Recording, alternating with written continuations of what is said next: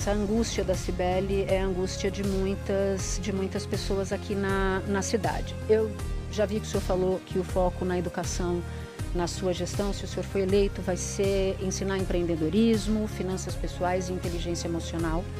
Isso tudo importante, naturalmente, mas São Paulo tem problemas ainda mais básicos. Só para dar uma ideia, 38% das crianças, candidato, terminam o segundo ano alfabetizadas na cidade de São Paulo. É um número desalentador para o tamanho da riqueza dessa capital. Como é que o senhor vai resolver o problema da alfabetização em São Paulo?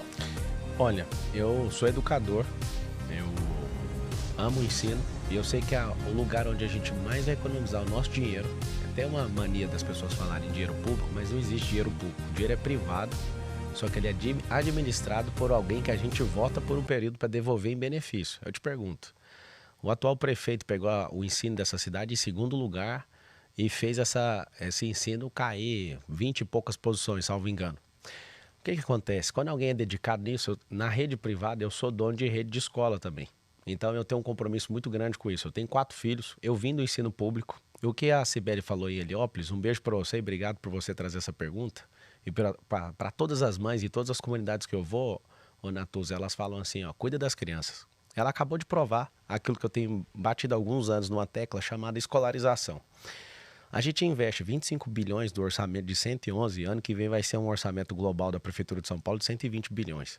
A gente investe esses 25 bilhões e as crianças, 90% delas, elas não estão aprendendo e não estão liderando o crescimento e não estão apontando nada para o futuro. Elas estão numa ocupação, é como se a gente gastasse 25 bilhões para ocupar essas crianças. A alfabetização é muito simples. O modelo que o PT vem empregando, né, de tanto que eles já assumiram 3 vezes a Prefeitura de São Paulo e a 4ª vez que eles estão dominando a presidência da República, eles não querem trazer, não querem fazer com que a criança amadureça rápido. A gente precisa levar as crianças para a prática. Qual que é o problema da escolarização? É muita teoria e pouca prática. A gente não é um povo que está colocando identidade esportiva nos nossos alunos. A gente não é um povo que está preocupado em fazer eles pensarem. Nós estamos criando militantes nas escolas e eu posso falar, sim, sem criar confusão, não estou a fim de criar problema com ninguém, mas eu quero aqui olhando nos seus olhos. Eu sou fruto de escola pública, sou filho de faxineira, meu pai é funcionário público aposentado, estudei a maior parte da minha vida em escola pública e eu aprendi algo. Idolatrar Karl Marx, a ficar com raiva dos Estados Unidos e criar essa guerra entre trabalhador e empreendedor. Eu trabalhei por 13 anos para outras pessoas, até ter as minhas empresas e empregar centenas de pessoas e pagar milhões de impostos. Eu posso falar para você uma coisa, se a gente não mudar isso aqui, ó, não investir nisso, o Brasil tem um índice alarmante de homicídios, que eu sei que é o que toca o coração de vocês, e a nossa segurança é o item mais pedido na nossa cidade. É o seguinte, as pessoas não aprenderam inteligência emocional. Elas matam por qualquer coisa. Aonde que a gente deve ensinar elas? Na escola? Mas, candidato, como é que o senhor vai resolver o fato de não serem alfabetizadas, esse volume todo, com uma atitude mental positiva? Não é atitude mental, não. Isso é prática. Eu respondi já, Natuza. É questão de levar a criança para a prática e, como é criança, tem que ser lúdico. Existe uma coisa no ensino que chama andragogia. Aqui no Brasil, nem no ensino superior se usa isso. A gente usa o ensino lúdico para adulto e ocupa a criança o tempo inteiro com teoria como se ela fosse adulta. Presta atenção que eu vou te falar. O ensino americano, inclusive depois que eu descobri isso em 2006, que eu estou no ensino desde 2006, eu já fui instrutor num grupo de telecomunicação e desde quando eu virei instrutor eu me apaixonei pelo ensino. Eu tenho 1,5 milhão de alunos na internet. As minhas redes sociais aí no TikTok tem 3,5 bilhões de marcações com o meu nome, tudo por vídeo, ensinando alguma coisa, uma pílula. Inclusive, antes da gente começar a entrevista, eu estava te dando uma dica ali de como fazer algo emocional. Eu me senti honrado de poder te responder isso. Mas a questão da alfabetização é muito simples. Tem que tratar de forma lúdica. As crianças, elas precisam de gostar do que estão aprendendo. O que a Cibele falou? Antigamente a educação funcionava, tinha tantos alunos em sala, agora a gente tem um dobro de alunos. Esses políticos, eles não estão preocupados nisso. E desculpa, eu não queria gastar meu tempo falando de outra pessoa, mas o atual prefeito, ele realmente não cobra isso. Você vai me ver, porque nas minhas escolas eu faço isso, tá? Eu vou nas escolas ler livros. Você colocou aí que eu sou escritor, eu já publiquei 62 livros. Eu sou um amante do ensino. O ensino vai Mas fazer... o convencional, porque eu estou entendendo que o senhor é contra o ensino convencional. Eu não falei ou contra, não. Eu falei não, contra a escolarização. O que é escolarização? Eu ensino um monte de coisa para uma criança que ela não vai usar na vida dela, tem um grau de desinteresse muito grande. Vou falar uma coisa aqui que vai virar uma notícia distorcida, certeza. Os Estados Unidos da América não estudam geografia. Aí você fala, vai cortar a geografia da escola? Eu não falei, é só para você pensar. A gente faz todos os alunos da rede pública estudar Bhaskara. Ninguém sabe explicar para que serve isso. Isso é para engenharia. E a maior parte dos engenheiros nunca usaram esse negócio. E aí a gente não tem ninguém questionando isso, a gente ocupa realmente. No começo, na primeira infância, é só recreação, a gente tem que fazer a parte lúdica e divertida para eles aprenderem, as crianças precisam aprender. Tem crianças com dificuldade de aprendizado. As crianças da favela, Natuza, elas com problema de nutrição, elas não conseguem desenvolver o cérebro delas. Sabe por que eu sei? O Espírito Público me picou em 2019, lá na África. Eu tenho um trabalho lá e eu prometi para aquele povo, só sair de lá depois de pôr a última família dentro da última casa. Se você quiser ver, vai no meu YouTube, Pablo Marcal, você pode ver Kamizungo, Pablo Marcal. Eu prometi servir aquele povo, eu só quero finalizar te falando isso. Eu vi o progresso que essas pessoas tiveram. Eu não acreditava que eles conseguiriam, né, sair do lugar. As mulheres, elas trabalhavam na enxada, em outras fazendas, para sustentar a família. As crianças cuidavam de criança e os homens ficavam em casa. Eu fiquei abismado de vez. Foi em 2019. Hoje, 2024, sabe que jeito que tá lá? Pleno emprego, eles constroem as casas. E eu tenho chocado com a mudança de mentalidade. É por isso que eu acredito. Se o povo africano conseguiu ali em Angola, no Kamizunga, onde eu sirvo, eu tenho certeza que a família mais pobre da cidade de São Paulo também vai conseguir. Eu ainda não entendi como é que os professores vão aplicar o seu método, mas a não gente é meu, tem não. que ir para... Eu sou prefeita, não sou professor e nem secretário de educação. Tá. Mas eu quero ir para a saúde, porque eu sei que esse é um tema... Se você não entendeu, desculpa. Eu vi que você não gostou quando o Datena te interrompeu. Não, o senhor pode me interromper. Tá. Fique tranquilo. Então vamos lá. Eu vou deixar bem claro. A gente trata a pedagogia de um jeito e não tem andragogia no ensino brasileiro. Eu falei, acho que você não pegou aí, eu posso explicar. Só que a criança na primeira infância, a gente dá muita teoria para ela. E a gente tem que colocar a pedagogia, que é ser lúdico. Pedagogia significa isso, ensino para criança. Andragogia é ensino para adulto. Aqui no Brasil parece estar invertido. A gente soca teoria, a gente tem um professor para muitas crianças, é por isso que elas estão só numa ocupação e algumas numa recreação. Para você alfabetizar alguém, você precisa de fazer o quê? Você precisa levar para a prática. Sim. Precisa assimilar com a vida cotidiana da criança, ela aprende mais rápido. É isso que a gente faz. Eu não sou contra o ensino público, não. Mas hoje você tem que saber uma coisa. Se eu te fizesse uma pergunta, se eu tivesse um filho hoje, você que tem um filho na rede pública, se eu te falar que a rede pública é mais cara que a rede privada e te desse um cheque, essa não é uma proposta, é uma hipótese. Toma aqui, ó. Estou te dando um cheque que o seu filho custa R$8.000 por ano aqui na rede pública. Você colocaria esse cheque de volta na escola que o seu filho está ou você ia colocar numa escola privada perto da sua casa? Se a gente não sair desse tema, a gente pode falar de voucher, porque outros países como a Índia, por exemplo... eu não estou propondo isso, não. Isso é uma questão hipotética. É uma discussão... Que é mais caro. É uma discussão, e acaba não funcionando segundo os estudos. Sim. Eu queria falar de saúde, porque esse é um outro problema que aflige muito os paulistanos. O senhor defendeu, aí nesse caso o senhor falou de voucher, né? No caso para a saúde, defendeu Já voucher. Funcionou, né? Eu queria só entender como é que vai funcionar para que a população possa ir no hospital. O senhor cita o Corujão do João Dória, mas eu sinto falta do senhor dizer como é que vai funcionar, qual vai ser o valor do voucher, porque no caso do Corujão... Eu não propus isso, não. Eu elogiei isso e eu fiquei fazendo perguntas do porquê que os governos tiraram isso, porque isso é um benefício do povo. Imagina o pobre sendo tratado no Albert Einstein. Imagina o pobre sendo tratado igual o Lula é tratado no Sírio-Libanês. Por quê? Porque isso é compra ociosidade do hospital privado. E essa prática foi determinada, ficou mais barato do que o Sistema Único de Saúde, para você ter uma noção. Por isso que a gente tem que rever, o Estado está com uma múltipla falência em várias situações. O Estado está grande demais, está pesado demais, é muita companheirada, é muita ineficiência. É um Estado completamente corrupto, a gente precisa de ter gente nova justamente por isso. Mas quanto vai custar, candidato? Vamos lá, eu não fiz essa proposta, tá? Tá, mas parte do meu Mas vou te falar qual que é a minha proposta. Eu quero ouvir sua proposta e saber quanto que ela vai custar. O que o senhor vai fazer, então, com a saúde? Vamos lá. A saúde da cidade, a gente gasta um pouco menos do que a educação, para você ter uma noção. Quanto mais a gente investe em educação, menos a gente vai gastar dinheiro em segurança e em saúde também, tá? Não que tenha que cortar o que você está fazendo, mas uma pessoa que muda isso aqui, ó, muda a nutrição. A pessoa vira, na escola, ela tem a identidade esportiva, ela fica competitiva, ela aprende sobre nutrição, ela cuida da vida dela e sai mais barato para todo mundo, tá bom?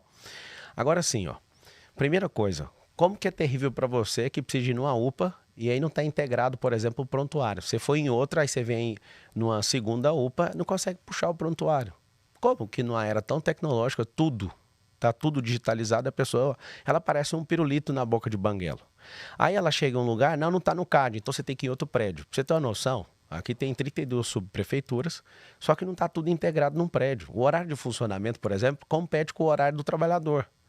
Não tem horário fora do horário de trabalho. Aí a pessoa vai pegar um atestado para ir resolver problema de cadastro. Por que não pode unificar isso tudo? É o que a gente vai fazer. A Prefeitura de São Paulo tem um aplicativo chamado 156, que é para inglês ver. Ninguém dá conta de usar aquilo. Pessoas que entendem não dá conta e não tem o serviço que ela precisa.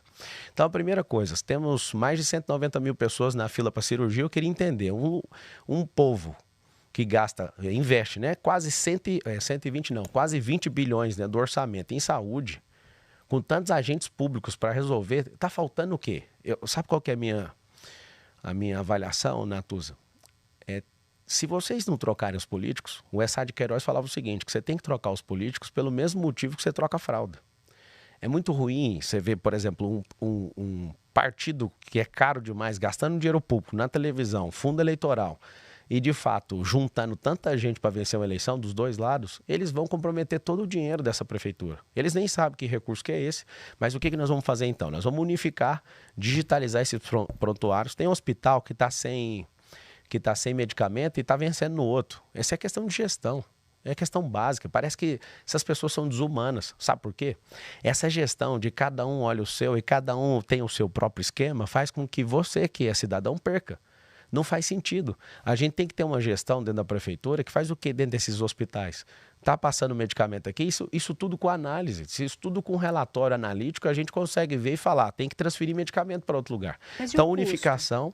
O senhor já fez algum estudo, algum levantamento para saber quanto isso vai custar? Então, é uma coisa tão simples. Uma prefeitura tão rica, não precisa preocupar com isso. Tudo que os meus especialistas estão levantando, tudo que o Sabará, que é o coordenador do plano de governo, que inclusive ele está aqui nos estúdios, tudo que está levantando tem dinheiro, o que não tem à disposição. Você sabe por quê? Porque se a gente melhorar a gestão, vai acontecer um negócio absurdo.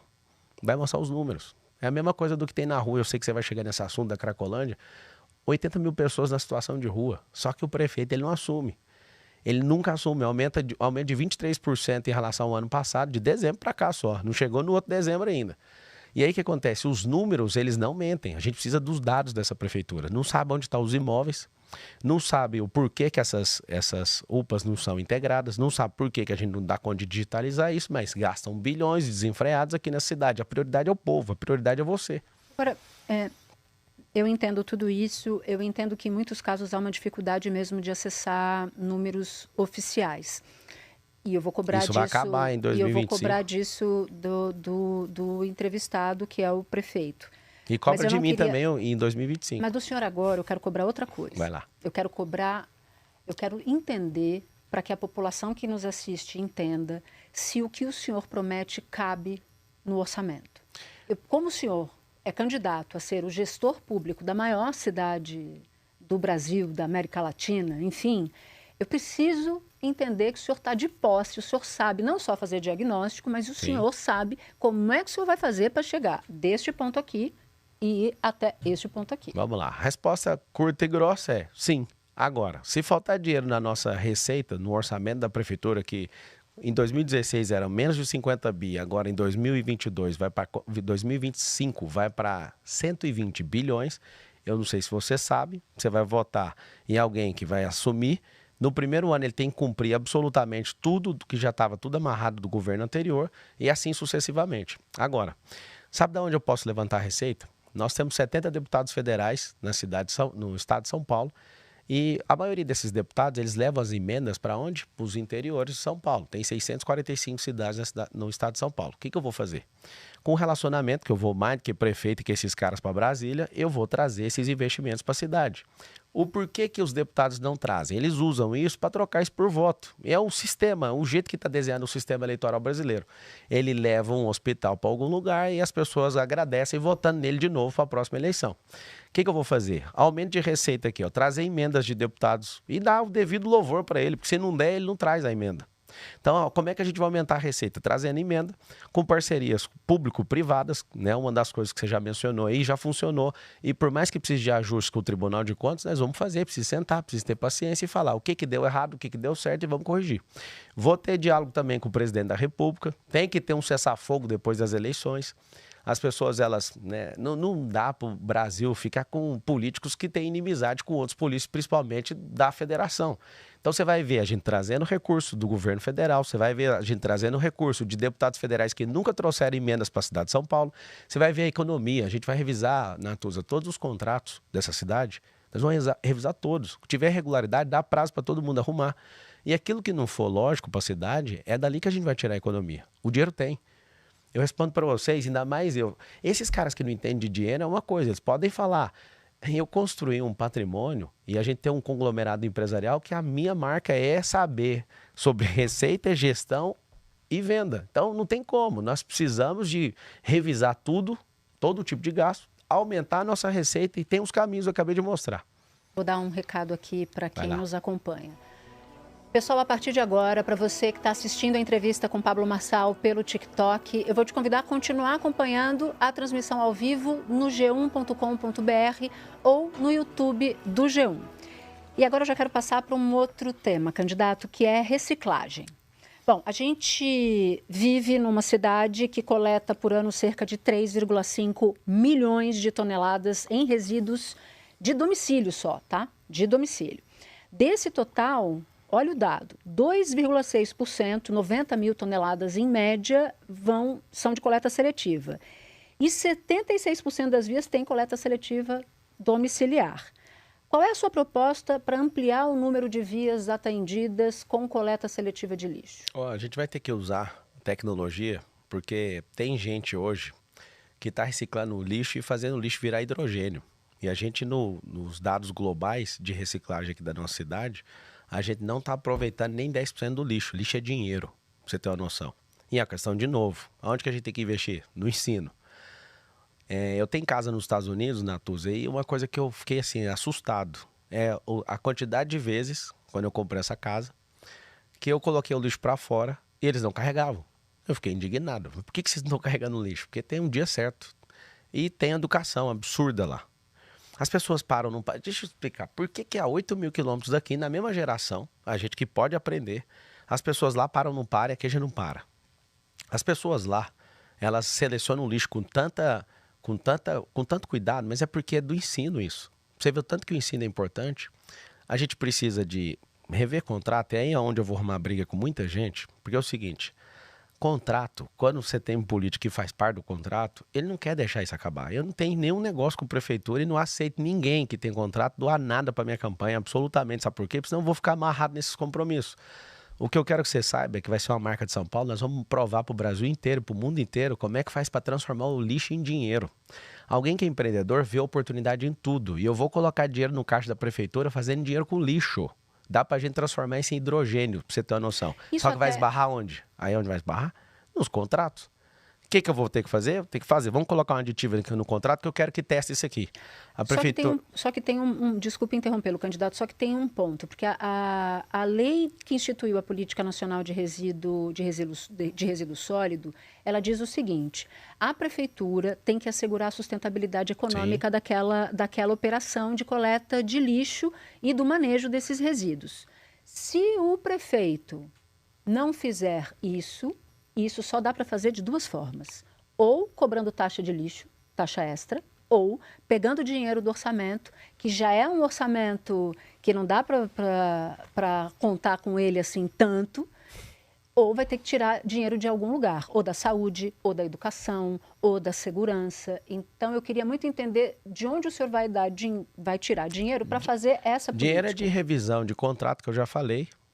Isso aí, Mas o alguns senhor sabe governos... quanto que tem para economizar de revisão de contrato? Ó, de revisão que você vai ver aí, teve um último governo que fez isso, ele economizou 10% em revisão de contrato. É assim, ó. No mundo público e no privado funciona igual. Tem uma gestão nova, você tem que chamar todo mundo que tem contrato e falar: eu vou ajudar aqui todo mundo que tem irregularidade, te dando um prazo para você arrumar, mas eu preciso de ajuda para a gente ter caixa aqui, senão a gente não toca a prefeitura. Você imagina, com gente que está indo para a reeleição, eu acredito que a reeleição é o maior mal da política brasileira. Por quê? Porque as pessoas usam o pouco dinheiro que tem no caixa da prefeitura para ganhar eleição ou para eleger companheirada. E eu, né, quando você fala que a lei fala isso, eu fico muito animado, porque eu preciso de ir lá no Congresso convencer alguém. Hoje eu tenho relacionamento com mais de 300 deputados ali, eu chamando no WhatsApp. Aí você fala, cara, mas o que é isso? A gente precisa de propor coisas que vai mudar a situação do país. A gente, por exemplo, não recicla carro. Você vê o país, a gente não recicla. E tem lei que fala que carro não pode ficar jogado na rua e a gente não cumpre. A gente tem tantas leis, tem leis que fala que a gente tem que saber cantar o hino nacional para ser empossado, mas entrou em desuso, mas ninguém revogou ela e a gente não segue. Eu fui estudar, eu fiquei na academia de Direito 5 anos e até falo para vocês que agora que eu vim entender o porquê que eu mexi com isso, porque eu não segui carreira jurídica. Para entender de contrato, e uma das coisas que mais me salvou até hoje, eu vou te falar. Nós vamos revisar os contratos, que eu sei que a primeira coisa a gente vai levantar dinheiro. As outras receitas eu já falei nas outras duas perguntas anteriores, mas o que eu quero é fazer isso virar dinheiro. Lixo é dinheiro. Vamos para a segurança Vamos lá. agora, porque eu quero passar por todos esses temas com o senhor. O senhor disse, antes de se tornar oficialmente candidato, que depois do dia 5 o senhor ia apresentar o seu plano de segurança para dar palavras suas, fecho na criminalidade. Como é que o senhor vai dar um fecho na criminalidade? Olha, tem duas formas, trata o efeito e a causa. Todo mundo quer ouvir como trata o efeito. O efeito é com o anticrime, e tem um negócio dentro do anticrime que chama pré-crime. Algumas pessoas gostam de debochar disso, mas fazer o quê, né? Já funciona em outros lugares, é só aceitar e ficar assistindo aqui. A cidade de São Paulo, ela tem poucas câmeras pro tanto de gente que tem aqui. A gente precisa de controlar isso com análise preditiva. Vou explicar o que é. Você imagina você andando no distrito de Pinheiros, que é o mais violento. Você andar ali, a câmera com análise preditiva, que é a inteligência artificial fazendo análise, e a pessoa tem um comportamento. Falar rasgado na linguagem dos manos. O negócio, o cara tá ali preparando para bater uma fita. Na hora que ele vai meter a fita, essa câmera detecta, e eu não quero que as pessoas fiquem indo presas, não. Eu quero que elas se sintam tão seguras na cidade, detectadas para não cometer esse tipo de coisa.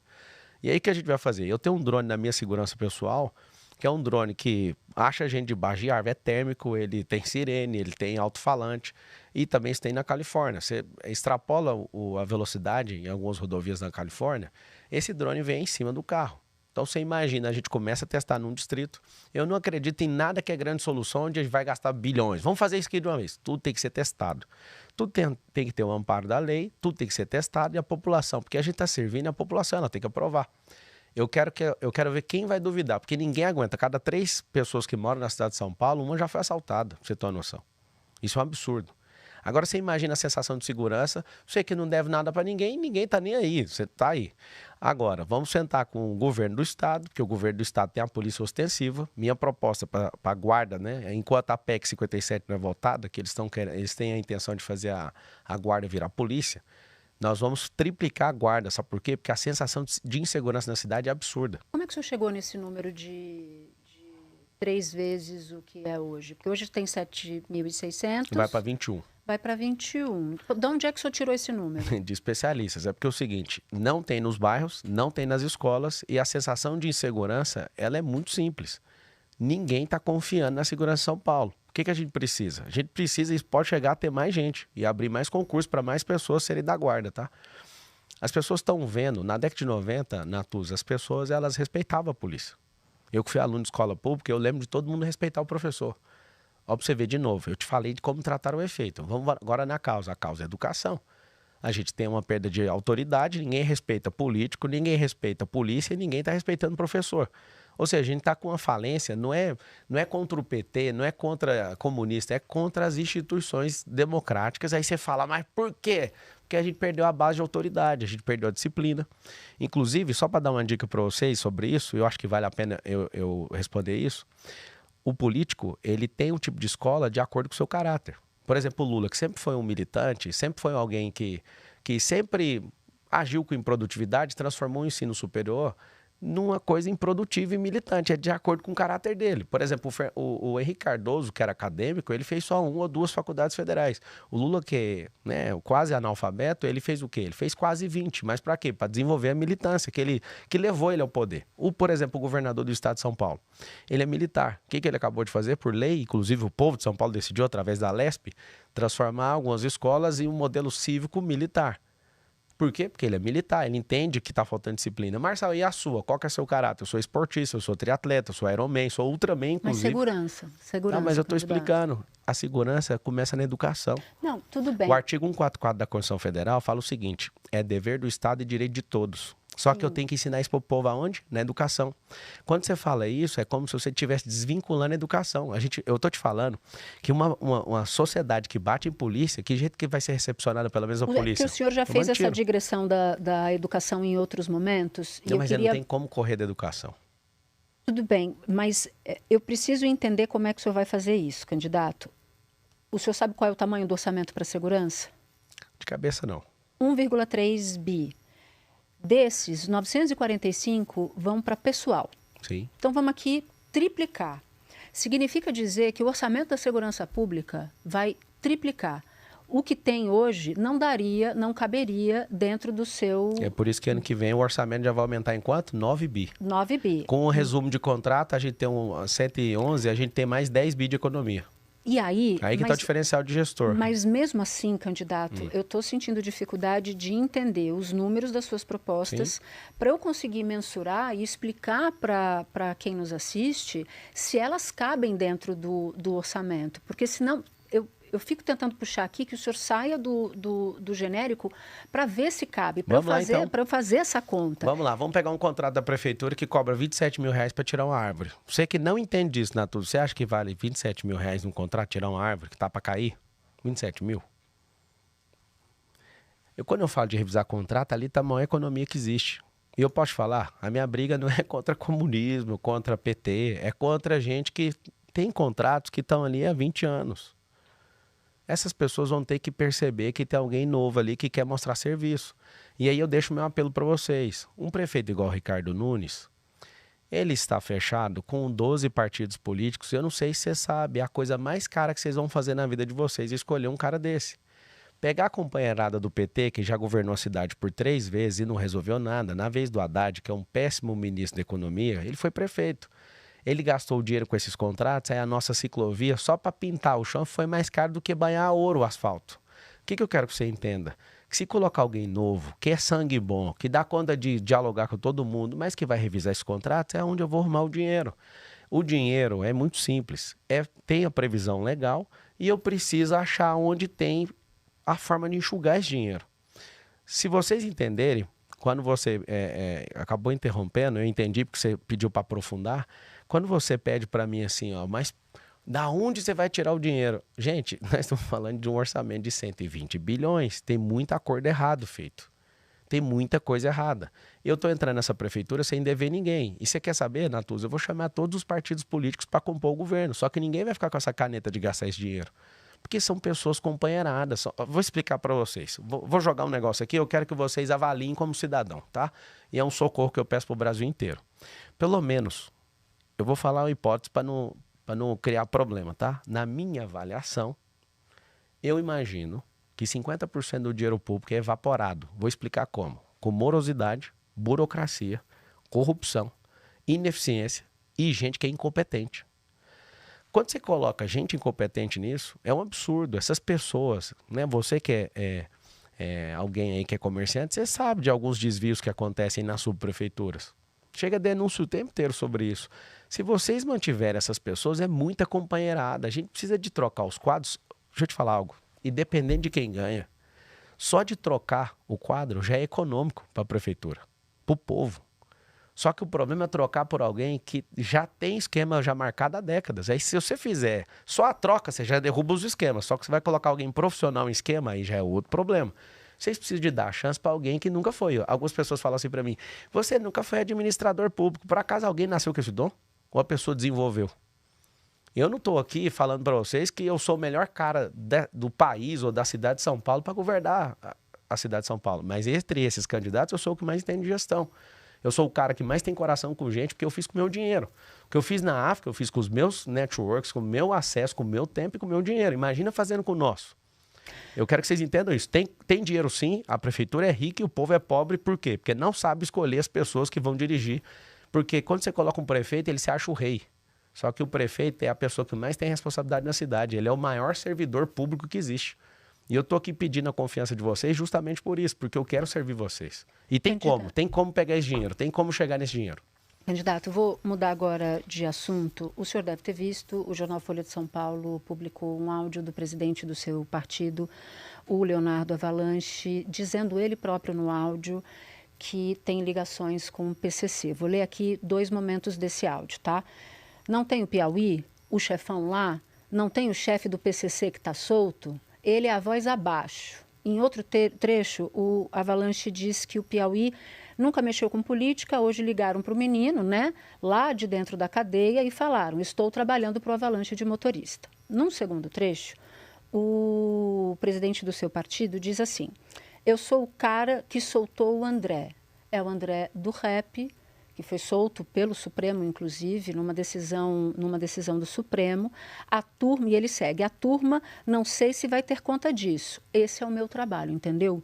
A próxima agora, a gente vai botar um lugar acima dele. Esse é o meu dia a dia, eu faço um trabalho bem discreto. Esse assunto foi tema ontem, inclusive, do debate na TV Bandeirantes.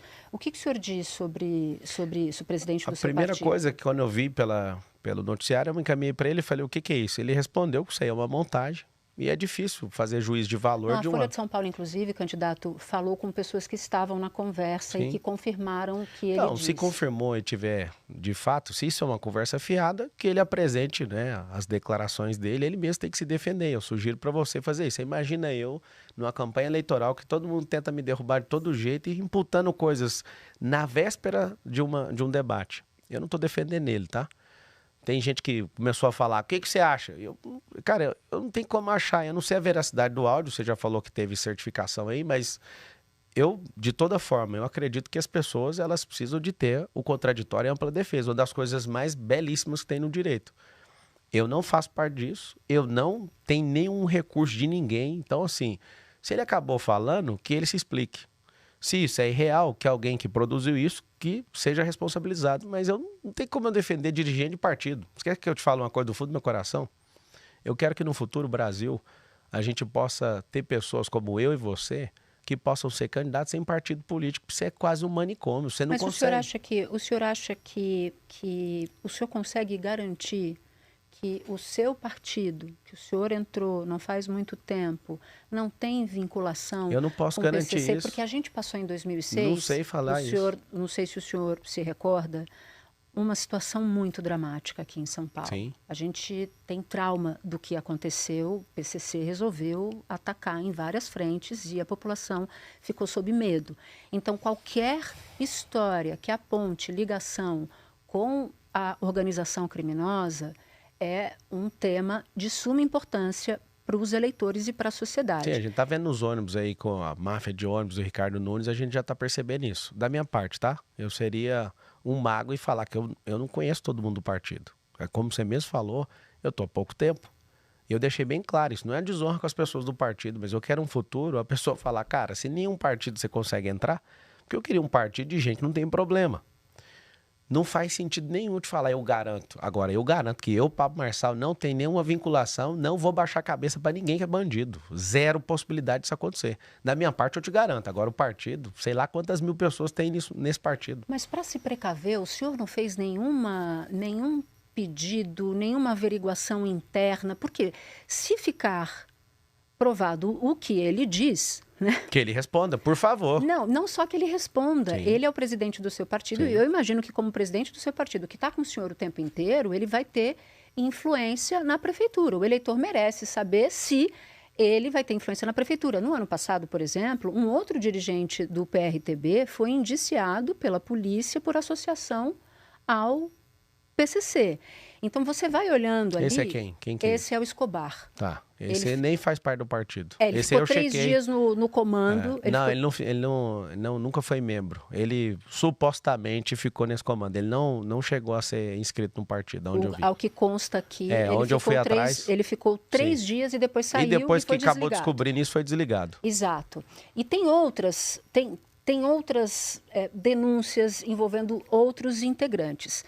O senhor, que tem preocupação com a sua reputação, eu imagino, o senhor que quer dar segurança para a população de São Paulo, de que o crime organizado não tem nenhuma relação com o partido, vai pedir alguma medida para o senhor se blindar disso? Se o presidente tiver alguma coisa, eu vou pedir o afastamento dele. Mas isso vai ter que ser comprovado. E eu não quero fazer juízo de valor, porque eu estou percebendo que bem no dia, sabe, assim, criou um tanto de manifestação, não estou invalidando o que foi publicado, mas criou-se tantas coisas ali para pressão no debate, que eu me pergunto, por que não saiu antes? Parece que essa conversa é de meses atrás.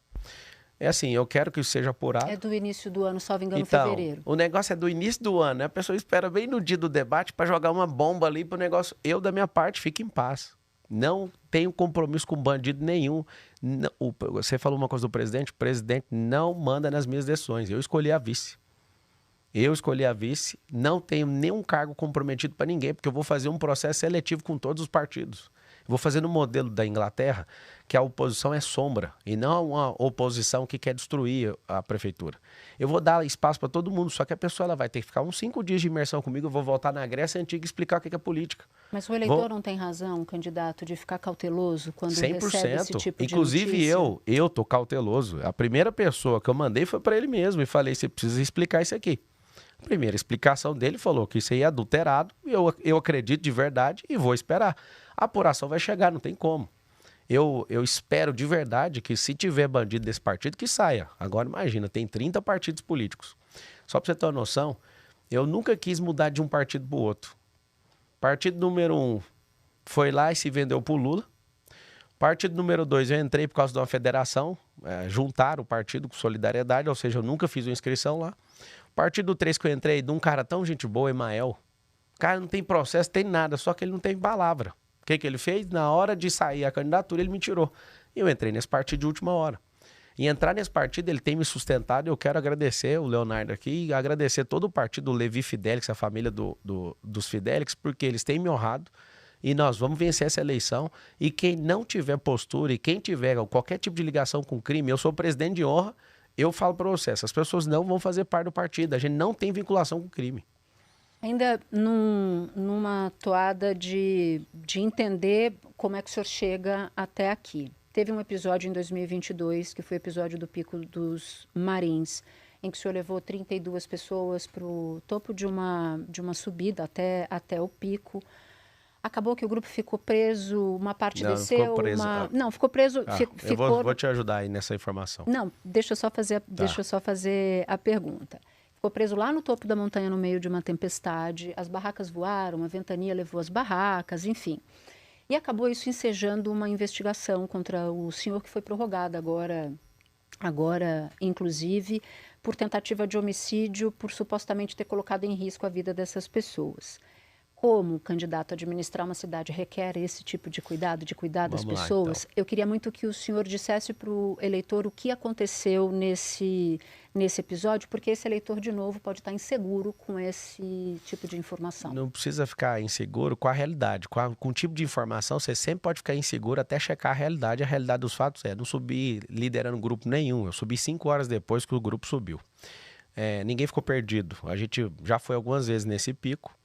E ficou deslocado 2 grupos. Eu mesmo pedi para o Corpo de Bombeiro vir, porque eu não conseguia comunicar com o grupo de baixo. E essa denúncia de homicídio, de tentativa de homicídio, as pessoas que estavam são amigos e sócios. Não teve uma denúncia de nenhuma pessoa. Uma pessoa, por conta de motivação política, né, por eu ter amizade com o prefeito da cidade dela, foi lá e ofereceu uma denúncia no Ministério Público. E, inclusive, fui difamado pela Rede Globo de televisão, no programa do Fantástico.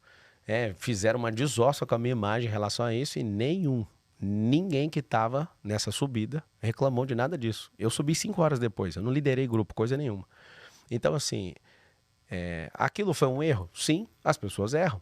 Você não vai me ver cometendo o mesmo erro 2 vezes. Eu sou um homem maduro aos 37 anos de idade, casado com a mesma mulher, inclusive minha única namorada, tenho 4 filhos e dezenas de empresas. Para te falar uma coisa, já errei muito na vida. E não precisa errar de voltar no mesmo erro. Você não vai me ver 2 vezes fazendo a mesma coisa. Então, assim, isso me trouxe amadurecimento e eu posso falar para você, tudo aquilo que você me vê errando, você vai me ver corrigindo a rota. E eu sou muito feliz de ter tomado decisões que me fizeram corrigir todas as rotas que eu passei na minha vida. Então, o senhor dá garantia para o eleitor que o senhor vai saber cuidar deles se eleito for? Então, cada um tem que cuidar da própria vida. Eu vou prestar suporte para vocês terem uma vida menos sofrida e para todo mundo prosperar. Eu não garanto que eu vou cuidar de todo mundo, porque isso não é papel do prefeito. O prefeito ele tem que fazer o quê? Ele tem que devolver benefícios para todo mundo. Cuidar, nós vamos ensinar cada um a ser forte, para não depender do governo do PT, para não depender de ficar o tempo inteiro emocionalmente envolvido com esse povo. Todo mundo pode abrir seu próprio negócio. Você que está aí agora, que é mãe, se você perdeu a esperança de prosperar, seu filho vai prosperar, porque eu prosperei e abençoei minha mãe. Eu quero que você saiba que todos podem prosperar. Eu acredito nisso de verdade. Eu estou na política para isso. Eu quero que a nossa nação tenha um propósito de ser a nação mais próspera da Terra. Até 2050 foi um alvo que queimou no meu coração. Eu quero transmitir para todo mundo. Porque se São Paulo der certo, o Brasil inteiro vai mudar. Nós iremos nos tornar uma nação de primeiro mundo até 2050. E sabe qual é o dado que eu dou em relação a isso? Em 1990, Natuza, a China tinha um PIB menor que o do Brasil. Isso é assustador. Um PIB em torno de 360 bilhões de dólares. O Brasil tinha um PIB de 420 bilhões, em torno de 420 bilhões de dólares. O Brasil já foi maior que a China. 2023, o PIB fechado, que não fechou desse ano. A China tem 21 trilhões, o Brasil tem 2,7 trilhões. O que eles investiram? Matriz energética, infraestrutura. Só em 3 anos de construção civil gastaram mais concreto que os Estados Unidos da América em 100 anos.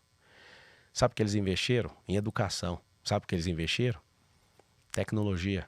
Eu não vejo nenhum candidato à prefeitura de São Paulo tocar em tecnologia. O Ricardo Nunes falou que leva meia hora para subir num prédio de 1 quilômetro. Eu que fiquei hospedado no maior prédio do mundo, lá em Dubai, as pessoas só vão para esse lugar justamente porque tem um prédio de 828 metros de altura. E leva 5 minutos para subir. Você imagina um prefeito que é do século passado querendo levar a gente de volta para o futuro. Nenhum dos candidatos estão falando sobre tecnologia. Nenhum deles, de verdade, acreditam no progresso do nosso povo. Eles querem continuar do jeito que está e eu não quero. Foi por isso que eu entrei na política. Candidato, para a gente concluir, saiu uma pesquisa Datafolha nessa quinta-feira e o senhor aparece com 14% das intenções de voto ao lado do Datena. Então, o senhor tem ali um primeiro pelotão de Nunes e Boulos e um segundo pelotão com o senhor e com o Datena. E segundo a mesma pesquisa, 30% dos eleitores da cidade dizem que não vão votar no senhor de jeito nenhum.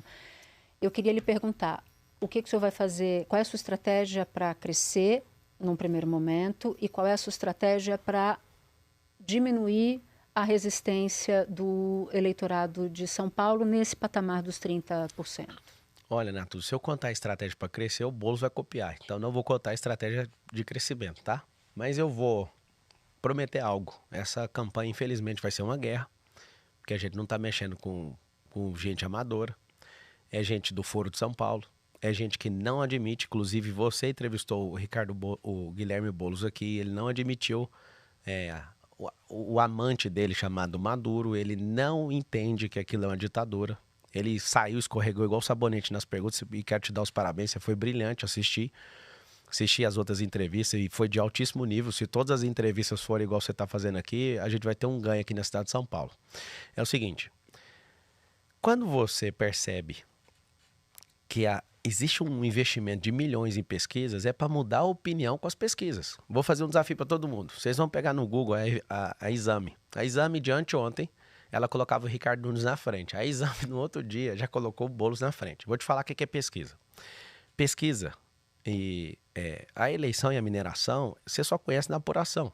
Você imagina a gente, Flamengo e São Paulo, eu que sou São Paulino, estava assistindo o jogo, né? A gente ganhou de 1-0 dos flamenguistas. Você imagina o Instituto de Pesquisa perguntando pro Flamengo, quem vai ganhar? Flamengo vai ganhar. E quem que vai ganhar pro outro? E quem que você rejeita? Deixa eu te explicar uma coisa. Tem alguns viés na pesquisa. Primeiro é quem paga. Segundo, o horário que você está fazendo, o lugar que você está fazendo e a ordem, o método que você está utilizando. Como eu sou analítico, eu gosto de ver essas pesquisas, não para ficar preocupado onde eu tô. Porque eu acabei de chegar. A pergunta que eu faço para todo mundo é: como que alguém que acaba de chegar no primeiro dia, em 48 horas, tem 10% de pesquisa? O que esses caras fazem? Eles fazem de tudo para desanimar os concorrentes. E aí, sabe o que acontece? As pessoas realmente desanimam. Eu sei de uma coisa: a eleição é dia 6 de outubro. E até o dia 6 de outubro a gente tem um probleminha. As pessoas vão ver quem é de verdade. Vai ver, por exemplo, que a Tabata, ela está sendo um para-choque de comunista. Ela não fez uma pergunta para o Boulos ontem. Para quem não leu o debate, deixa eu te explicar o debate. O Ricardo Nunes, ele não tem perfil para ser prefeito e ele foi o mais atacado porque ele é o prefeito. Não é porque ele é o mais forte, é porque ele é o prefeito. Ele é o candidato mais caro de todos, com 12 partidos de coligação. O Boulos é o PT Kids, é o PSOL. Só tem um prefeito do PSOL no Brasil, que é lá no Pará, e tem 70% de rejeição. Para a esquerda, o Boulos é uma piada, só que não tinha outra pessoa para colocar aqui, e colocaram o PT Kids. Aí o que acontece? Colocaram também o Datena. O Datena não quer de forma nenhuma ser prefeito, mas ele está indo para ver até onde vai. Eu queria pedir para vocês levarem a sério e entender o jogo. O Datena é amigo do Boulos e fez aquela dobradinha junto. A Tabata não faz pergunta para ele, e de um lado está fazendo o quê?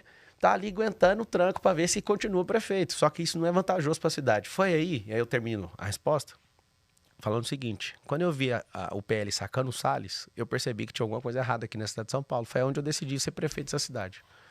Agora, para terminar, porque o nosso tempo já está nos últimos instantes. Se eventualmente o senhor não for para o segundo turno, o senhor apoiaria quem? Não vai ter segundo turno. E já que está acabando, eu queria aproveitar, Natuza, a gente se conheceu no negócio do Rio Grande do Sul, eu queria te fazer uma pergunta, até para a gente terminar esse assunto. Você acabou, num programa de televisão, fazendo uma...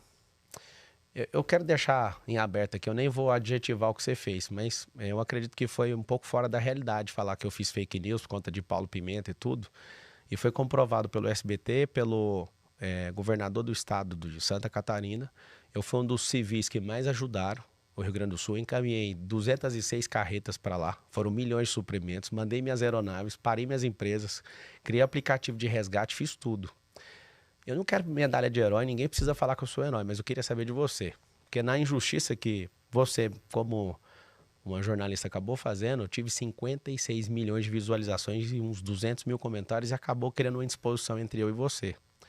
Eu queria saber se você sustenta aquilo que você falou da minha pessoa, né, que eu produzi fake news, ou se você, né, de alguma forma vê que aquilo foi um erro, que eu quero até remover o processo que eu fiz contra a Rede Globo e a sua pessoa, porque eu não tenho interesse em levar isso adiante. Candidato, a gente precisa realmente, senão o senhor vai acabar tendo um tempo maior do que os outros, e isso não é justo. Você se arrepende ou não de ter falado? Que para mim está tudo bem. Está mantido, e o tema é eleição. Candidato, o tema não sou eu. Infelizmente, é porque prejudica, o tema sou eu. Você falou de mim, aí o tema prejudica a minha pessoa na eleição. Sim, eu sei, candidato, mas a gente está falando de propostas. Tá bom. Tá? O que foi dito está mantido. Bom, e termina aqui a 4ª entrevista do G1 com candidatos à Prefeitura de São Paulo. Essa é a nossa contribuição para o debate de propostas dos candidatos, sempre com o objetivo de dar ao eleitor informação de qualidade. A série de entrevistas com os candidatos à Prefeitura de São Paulo termina na segunda-feira, no dia 12, quando eu recebo Ricardo Nunes, candidato à reeleição pelo MDB. A íntegra da minha conversa com Pablo Marçal vai ficar disponível em áudio, em vídeo, no G1, no Globoplay ou na sua plataforma de áudio preferida, tudo na íntegra. Nessas plataformas você também encontra a minha conversa com a Tabata Amaral, candidata pelo PSB, com José Luiz Datena, do PSDB, com Guilherme Boulos, do PSOL. Agora, aos créditos, a uma valorosa equipe. Coordenação é de Mônica Mariotti, a produção é de Fernanda Calgaro e Camila da Silva, a finalização é de Tiago Kazuroski, na coordenação de vídeo, Mariana Mendicelli, na direção de imagem, Giacomo Vócio, na sonoplastia, André Sargueiro. Comigo na equipe do assunto estão também Amanda Polato, Carol Lorenzetti, Luiz Felipe Silva e Gabriel de Campos. Eu sou Natuza Neri, fico por aqui, até o próximo.